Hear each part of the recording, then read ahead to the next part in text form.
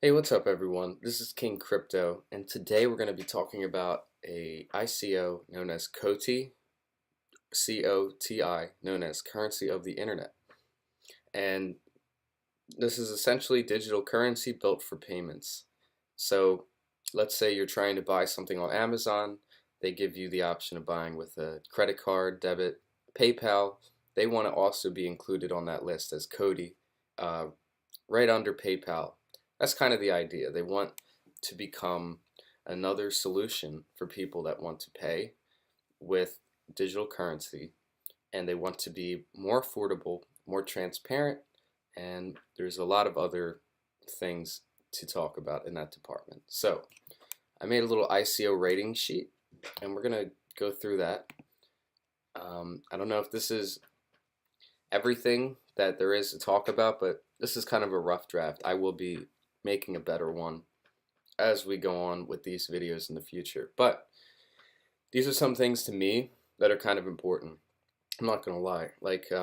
Maybe to some people, a website isn't really that important, uh, or grammar might not be the most important thing, but to me, it definitely is because I've seen many times, many ICOs that if they don't cover those kind of grounds, it's a really bad it's a really bad ICO. It's probably a scam, and I've seen it too many times. So those kind of things are important.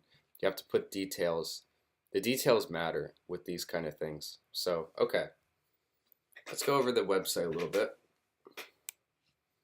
So this is a team. We're gonna get into that a little bit later, but they do look legit, and I do like how they're and I like their partners as well. Bancorp, that's a pretty cool exchange website.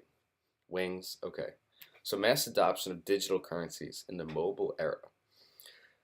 So they believe a few years from now that digital currencies will play a central role in our lives, replacing coins, cash, cards, and they will enable us to transact more easily. So COTI aspires to bring about this change by reconciling the best of traditional payment systems with the best of digital currencies. Which, if you read their white paper, it definitely looks like they do know what they're talking about in that department. So, yeah, payment systems are not keeping pace with e-commerce. And we can see that most of almost all payments are just traditional currencies. Digital currencies are super small. So you can imagine like COTI could, if COTI could even represent 1% of digital payments, or with digital currencies, that is an incredible milestone. And they seem to be the most legit for doing that.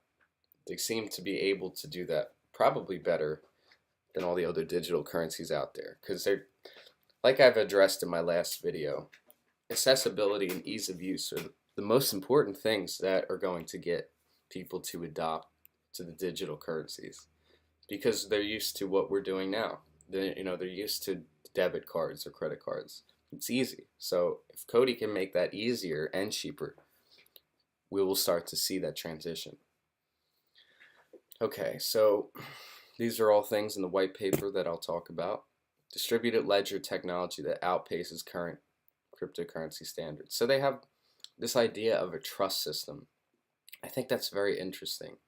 As you can see, COTI has these, if you look at this, I don't know, animation, you can see that there's this thing called a trust score. And this guy has a 100% trust score. So that means he's got the best, I guess, kind of score. It's kind of like a credit score in a way, but it's based on different metrics. And as you can see, because his trust score is so high, he gets a discount on this sofa that he's trying to buy. And this guy's 50% trust score, so he gets a less of a discount. But you see what I'm saying, right?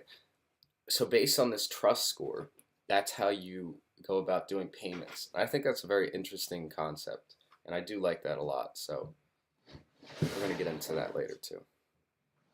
Sorry for all the noise. Gotta move some stuff around. Okay, and here's the roadmap. This is another thing we'll get into. But so far, when I look at this website, it's beautiful. It looks so good. So I got to give that a 9 out of 10 because it gravitates me to the ICO, makes me kind of want to buy into it. So they got well, they actually got three white papers. They have the token economy. They have this is the business overview, which is really good for just, I guess, someone that's looking to invest. And the technical white paper is good for, I guess, people that understand what the hell they're talking about. Like, I get some of the things they're saying, but for me to like break this down for you, I'd be here for like an hour, maybe two. It's no joke. It's pretty complicated stuff, but they really do explain things um, to the bone, man. So and then the fact that they have three different white papers to educate you on this topic is a really good sign to me. So this is their summary. COTI's vision is to build a decentralized and scalable payments network to facilitate efficient global commerce. So why did they even create this in the first place? Well, they believe that current and mobile payment solutions have recently been dealing with inadequacies. Am I saying that right? Inadequacies. Sorry. And those are like high processing fees. As you know, credit card networks charge a number of fees, and after your like annual, like some credit cards don't charge a fee until like after a year, but then once they do, it's like 23% interest, and that's just an absurd amount of money to be spending just for credit. Long settlement periods with high rolling reserves, absence of shared trust mechanism, and a lack of multi-currency support. So COTI wants to address all of those problems, and they want to become way better. That's what I'm getting from it. So they want us to do this by instantaneous remittance that utilizes distributed ledger technology in the form of DAG, directed acyclic graph structure, a global trust scoring engine, which I was talking about, assesses the interactions over buyers and sellers over time. It's like an algorithm that determines how trustworthy you are with your purchases, if your conduct is honorable or honest. Those kind of things determine your score over time. A mediation system. That system resolves disputes. Let's say you file a claim that the merchant sold you something that was not good, or it wasn't up to what you actually thought it was going to be. There'll be a mediator there that will decide if who's actually telling the truth, and in that case that person gets compensated, and their trust score might go up while the other person's goes down. And the mediator also gets payout in COTI every time he does that. So currency exchange as well. They want to give you a lot of options, which they're trying to create by the end of 2019. So pretty much all over the world they have the Japanese currencies, the euro, the dollar, US dollar, and the Bitcoin, Litecoin, Ethereum, and they want to make all those options into their exchange where you can buy COTI coins. Okay, so that's kind of the idea. So the context, let's see. So cross-border e-commerce is essentially they're just saying that when you're trying to purchase something from a different country, it's a lot harder.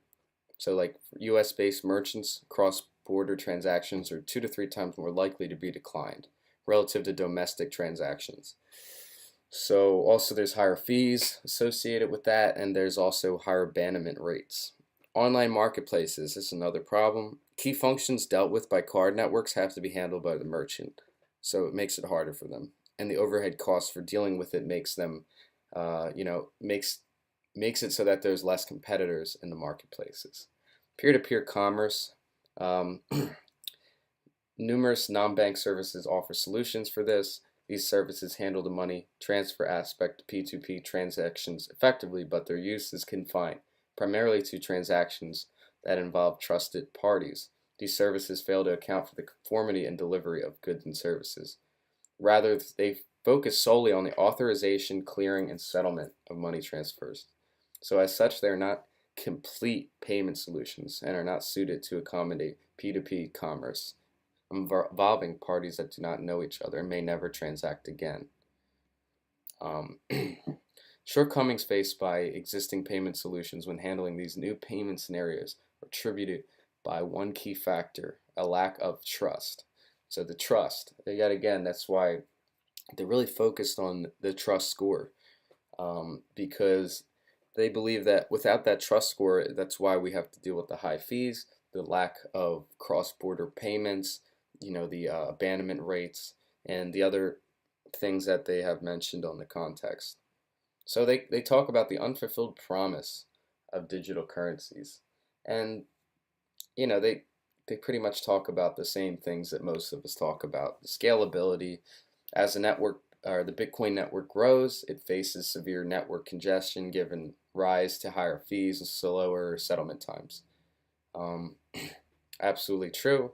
Bitcoin can only handle 20 transactions per second compared to Visa's 65,000 transactions per second. So that's clearly not good, right? For people to want to, you can't really adopt into something like that. Like Bitcoin's the most popular cryptocurrency too. So, I never understood that, why people are so focused on Bitcoin when there's so many others that can go faster. But whatever. Speed and consistency, that's true. Bitcoin can be, 10 minutes. It could take 10 minutes, 30 minutes, and it could take up to 16 hours. And I've had to deal with times where I've sent Bitcoin and it takes hours to get to my, wherever I want it to be sent. And that's very annoying. Legality, Bitcoin is always facing legal scrutiny. Fungibility, due to the legal nature of certain Bitcoin transactions, advanced backtracking technologies can link Bitcoins to a history of illicit activity, thus downsizing acceptance by legitimate counterparties. Yeah. Volatility, obviously, immutability, um, and complexity. Complexity is a big one. Since Bitcoin's so complicated, people don't want to be bothered with it. It's pretty obvious. So COTI has the right idea here in talking about the problems with certain cryptocurrencies like Bitcoin. Okay. So objectives. So here's their objectives down here. And their graphs look beautiful as well. But these are the goals. So governance, they want it to be decentralized. They want 10,000 transactions per second with instant confirmation. So card networks may be able to go up to 65,000 transactions per second, but 10,000 transactions per second is very, very fast. I don't imagine anyone would even see a difference, especially in the beginning stages, because COTI is not going to be used by everybody at first. Reliability, they want to make it so that it's, the reliability is high and it doesn't matter where you're at or what jurisdiction you live in, you can do cross-border payments easily. Buyer-seller protections, decentralized and efficient. Transaction costs should be zero to low cost based on behavior, which is going back to that trust scoring mechanism. Trust model, trust-based. What the hell is he saying? Reliant on trusted third parties. Trustless, not reliant on trusted third parties. And then COTI's objective is trust generative. Interesting. Ease of use. They want to make it as easy for buyers and sellers as card networks do. Compliance, they want to be fully compliant and they're welcoming of regulation. So by being welcoming of regulation, they really are they were inviting themselves to play on the global stage of cryptocurrencies. So they're trying to connect the best parts of cryptocurrencies with the best parts of card networks. So they just break it down why they're saying these things, like why they're saying the card network is centralized or scalability, blah blah blah. I don't think we need to do that. But if you want to read this, you definitely can do that. The COTI ecosystem. So this is see, these graphs are great because they kind of break down exactly what they're talking about. Like literally this figure 1 is an explanation of all of this. And this exhibit 2 is also the same thing, I believe. They're just breaking down the cluster with this whole thing. So, okay. So because I'm a visual learner, no, I could read this. I just I don't want to read this whole thing. Um, so this is a depiction of their DSP nodes. Our new transaction, bold circle, so 67, as you can see. Two other source transactions of similar trust are validated. New transactions validate our transaction. And then we can see our transaction is confirmed by the path of highest cumulative trust. The cumulative trust score is bolded and the path of highest trust is highlighted in green. So 66, let's see here. Well, this one looks green. I guess these are the greenest. So I'm a little colorblind, don't mind me. I can't tell which one is super green. But this is, in a nutshell, how it all works. And the only question I have is, how does it go really fast if it depends on other transactions happening? You know, in the beginning stages of this cryptocurrency, is it going to be 10,000 transactions per second? Because isn't it depending on these other nodes also being these new transactions validating our transaction? Like, you know what I'm saying? So is it going to be that fast? I feel like it's only going to be fast if more people are using it. So that's an interesting question. I don't know if I don't think they talk about that, but it's a question that they should answer. Okay, trust scoring mechanism. So this is their, I guess, revolutionary idea here. And it's basically, they take a novel approach of building trust between transacting parties through its trust score mechanism. So they analyze user data, user behavior, network payment statistics to calculate the trust score for each COTI network participant. So like you saw in that picture, you have a higher trust score, you get a higher discount, you get lower fees for sending your payments. And all right, we're going to talk about how they determine the trust scores. So they say they're using an approach broadly resembling how Google search engine algorithms consider multiple parameters for determining web page rankings. Man, that's a mouthful. So they got account balance, the aggregate value of transactions that the participant has engaged in over a set period. Dispute occurrences. So I guess if you have very little disputes, you're going to have a higher trust score. Or if you win your dispute, you're going to have a higher trust score because you didn't do anything wrong. User ratings, the ratings that other transacting parties have assigned to the participant. So you can also get your trust score based on people rating you. Now, they already said there's some counters against the manipulation. They have, if they find anomalies within their trust score where somebody is manipulating the score based on their competitor, or the other way around, they want to make themselves look more trustworthy, then that causes a severe penalty and it substantially lowers the offending participant's trust score. So it's interesting stuff, but what I want to know now is, so if you get a low trust score, are you going to keep bothering with COTI? Wouldn't you just be like, all right, there's like thousands of cryptocurrencies, let me just pick a different one? And then in that case, aren't they making the most money from people with the low trust scores?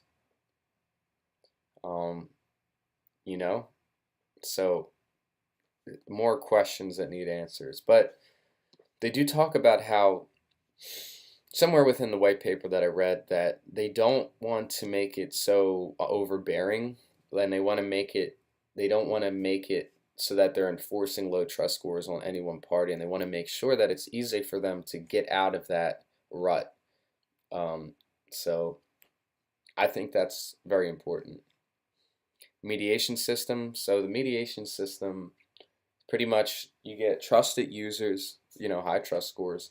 These people become the mediators. They get paid to make a decision based on a dispute between a buyer and the merchant. And these are some scenarios: billing errors, blah, and unauthorized charges, undelivered goods and services. So based on a amount of information and such, they make a determination. And if, let's say, the buyer, well, this is a good figure here to show us what would happen? So mediators make a decision. In favor of the merchant, dispute is closed, buyer trust is reduced. If it's in favor of the buyer, compensation is issued to the buyers. Merchant trust score is reduced. Merchant's rolling reserve, when merchant's rolling reserve is not sufficient, reserve credit fund. So that's kind of how this goes. They talk about how Satoshi Nakamoto observed one of the shortcomings is that in providing mediation services, payment providers necessarily incur significant costs, which result in higher transaction fees. So COTI's approach, they want to make it so that, even though there's a dispute, it doesn't necessarily mean that the buyer and the merchant have to suffer with the insane amount of, what do you call it? Well, the kind of things that other payment systems puts on a dispute, like, for example, rolling reserve requirements are usually above 10%, funds are frozen for 14 to 90 days, rampant credit card chargebacks, and non-transparency. So COTI wants to do it where there's a lot less of a minimum rolling reserve requirement. It's at least 3%, and it's based on the trust score of the merchant. Funds are only frozen for 1 week, and equitable dispute settlement by COTI's mediation system.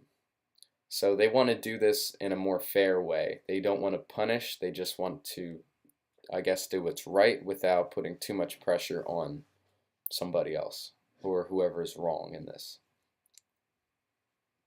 Collusion protection. So here's other mediation provisions that I'm not going to read. So now we're at native currency. Primary function of COTI coins is to serve as the common denominator as payments, fees, mediation, and to incentivize node operators. So, I think we've talked about all this, but the COTI coin is functioning as a medium of exchange. You can use to pay for things for low to zero transaction fees. Mediators that make decisions will get paid with COTI. Node operators will get paid with COTI. Merchant rolling reserve will be denominated in COTI coins, and all fees in the course of using the COTI network are payable in COTI coins. The currency exchange, as I was saying, you can see that all the different kinds of currencies, fiat and crypto, that you can use to purchase COTI coins. And they want to make this very easy, and to put this on the global stage, that's why they offer so many. And they show you a depiction of the COTI network's liquidity flow. Okay. Now, they also want to have a governance system that is decentralized, so COTI coin holders can vote on decisions that they think will best impact the future of COTI. And that's pretty simple. I don't have to explain that. A lot of cryptocurrency platforms have this kind of structure. Now, for customers, obviously you're using it for peer-to-peer transactions. This is really cool. If we look here, you can see that this is what their vision is for the future. That we can start using COTI like it's another option on the list, right? There was a time when PayPal was just like that. When PayPal was new, when credit cards were new, when the internet was new. So just because this is very new and this is a ICO and all that, doesn't mean that this isn't going to happen in the future. It's hard to find a ICO that we can really believe in and that will actually accomplish the things that it's saying. But based on what I'm reading so far and how constructed it is, I still have questions, but I really do like what they're doing, and I could see this happening. And if they can promise and really be instant as a credit card but lower in fees, we will see this in many more stores. Now for merchants, right? Oh, they'll also be adding a debit card. I forgot about that. That's pretty cool. So you'll have a debit card with all the COTI coins that you want, and I don't know. To me, that's pretty cool. I like that. So let's see. We also got merchants for merchants. Second pillar of the COTI network's success is the extent to which it can attract a large base of merchants. So that's definitely true. We want merchants to want to do it. So they're saying that they can get merchants by making it really easy for them to use it. They also said the integration process will be made simpler by the fact that COTI's processing solutions will be compatible with several widely adopted e-commerce platforms like Shopify and Magento, or is that what I'm saying? I don't know. I think that's right. Uh, but Shopify, for sure, that if they can integrate that simply, I mean, I have a Shopify store as well. I don't really do anything with it. I focus on this, but I would be happy to add COTI as a form of payment if it's easy, you know. Now, what I would say is like, and they have hedging services. That's interesting too. So like, you can put a put option so that no matter how far down the cryptocurrency crashes, they will always get the value of COTI at $1.72, even if it went down to $1.60. See what I'm saying? So that's pretty cool. You can hedge your risk. Now, I feel like they should make it so that you're incentivized to use COTI as well, though. You know, as a merchant, why would you care about all the like? Okay, great. There's zero fees. Maybe you get a little bit more on that. I don't know. I kind of feel like you need to get more. There has to be a little bit more incentive to use it. Like you should get some kind of dividends or something by just holding them. So maybe they do that, and I just missed it. But um, that's just a suggestion. For mediators, I've said this so many times, you get paid in COTI for external projects. COTI Network will enable external projects to build their applications based on COTI's innovative distributed ledger technology. Okay, and that's that. Regulatory approach, they have a very contrarian view than most people that hold cryptocurrencies. They welcome regulation because they know that regulation and compliance with government is going to make them a very big, what do you call it? Sorry, I got distracted. The regulatory actions will make them considered legitimized, you know, and will be taken seriously. They can't be called a scam if they're following the Know Your Customer, anti-money laundering, and treat clients fair standards. And that's where they want to be. They want to be considered a legitimate form of payment. So they would have to go about this approach. Um, so they just talk about licensable activity, the things that they would have to do to be regulated and be considered legit. They also say they're not a security, and their legal advisors have explained to them that based on what they're used for, what this coin is based on, it's not going to be considered a security, but a utility token. So here's the team. Shafaf Abard Jeffen is co-founder and former CEO of Web3, a leading multinational digital marketing firm. So that's pretty cool. He was a CEO of a company before. He holds a Bachelor of Science. I don't know what the C means because I'm from the United States. I don't know if I've seen that before. But he has a degree in biotech and economics. We also have a research software engineer who has a master's degree in mathematics, research engineer, data science, cryptographer, who was a researcher at IBM.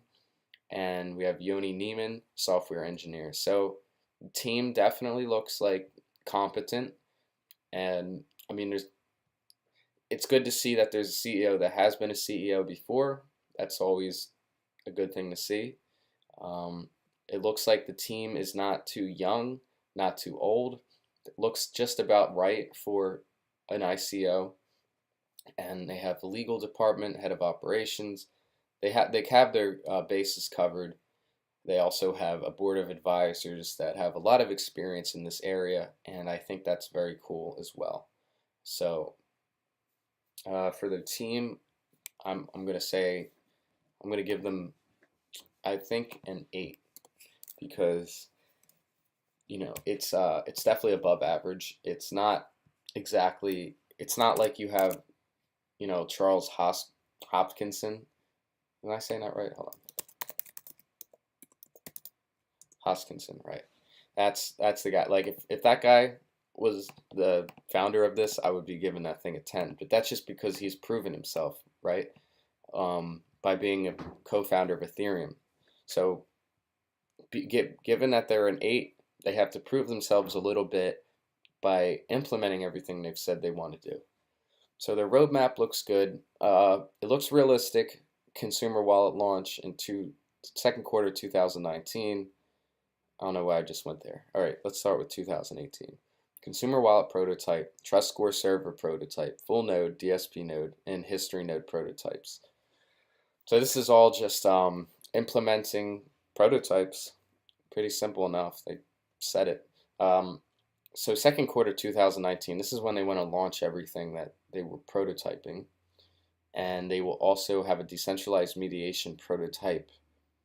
So they'll be testing how mediators will work. They also have, so fourth quarter 2019, they'll have their Know Your Customer anti-money laundering server launch, decentralized mediation launch, and currency exchange. 2020, they'll have a debit card launch, hedging service launch, reoccurring billing. 2021, expansion of merchant services, COTI fund, mediation, SDK launch, payment processing tools.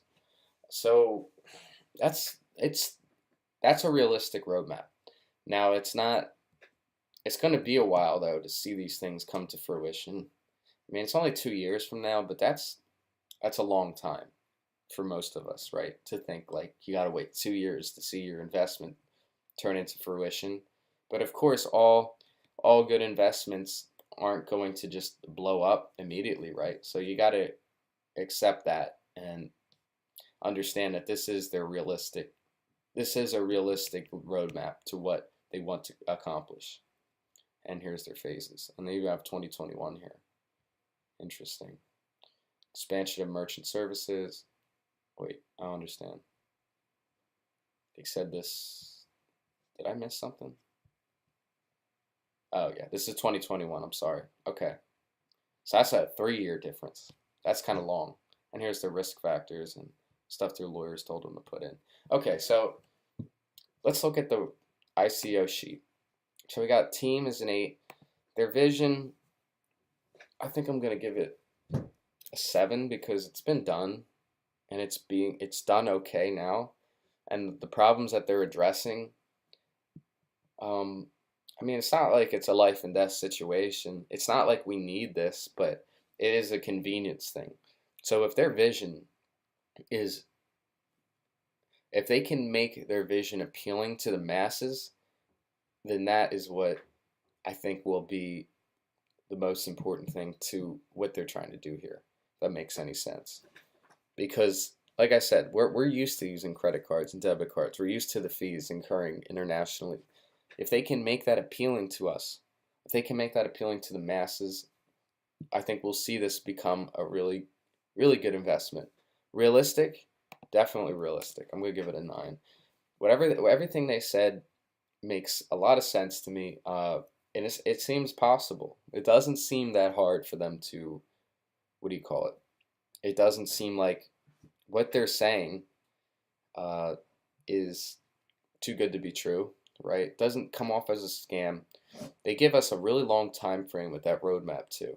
There's a 3 years. Like, scam ICOs will just tell you, your investment's going to 10x in 2 months, right? And that's just not fair, and it's not going to happen. So I think it's very realistic, and I could see it happening. So of course, chance of scam, I'm going to give it a 1 out of 10. I don't think there's any chance of scam for this one. I do believe that this is really what they want to accomplish, and there's nothing in here to me that is a red flag. The only red flag is that since the state of crypto right now isn't as hot as it was last year, I don't know how well their funding is going to go, and I don't know how much of a return you're going to get immediately. So this is one of those investments. If you're going to make the investment, you should wait. You're going to have to just wait a few years and let it bloom like a flower. Grammar, 10 out of 10 for sure. This is because I did an ICO review, and it was just so bad. The grammar was so bad that this is so important to me. Because the other one was a scam. There's no doubt about it. White paper, I'm going to give it 9 out of 10. They have 3 different white papers. They explain everything so detailed. This is the token sale summary as well. I didn't even go over this one. And I don't really want to go over this, but I guess we could do it. I just don't want to keep you guys like here for 40 minutes, 50 minutes, but if this is something that interests you and you're still watching, then it's probably important for me to look at this. So they're going to be selling 2 trillion, wait, no, 2 billion COTI coins. Tokens will be allocated in accordance with the chart below. So 30% in the token sale, reserve 22%, team 15%, backers, partners, and advisors 10%, liquidity 10%, incentive program 13%. So explain with all these the COTI amount, the intended use, lockup period, allocation percentage.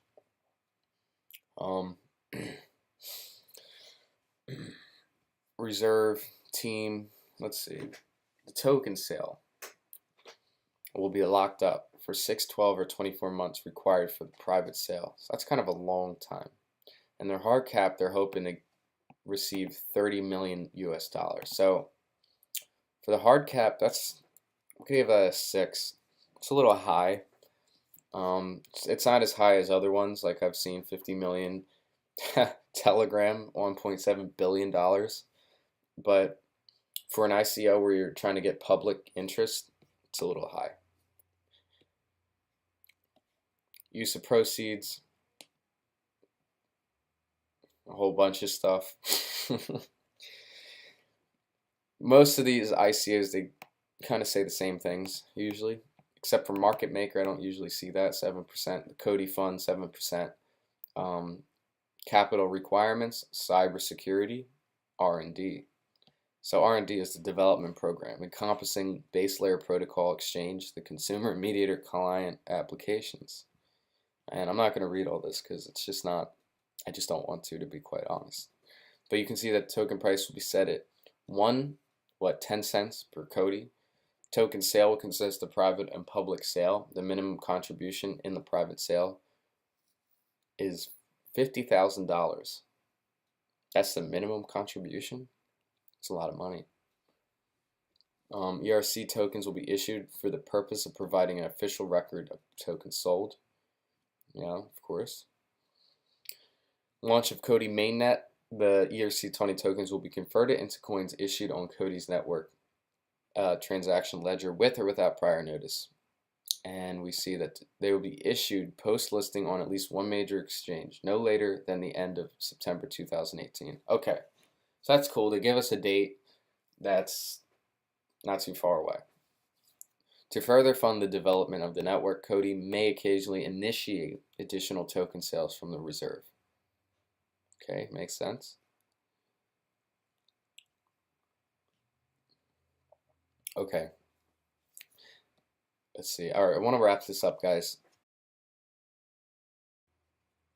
As for compliant, that's a 9 out of 10 for sure. They are very much into being regulated. They want to be playing at a global stage with money, and I think that that's very important for them to, in this particular case, with what they're trying to do. I definitely think that what they're doing is right.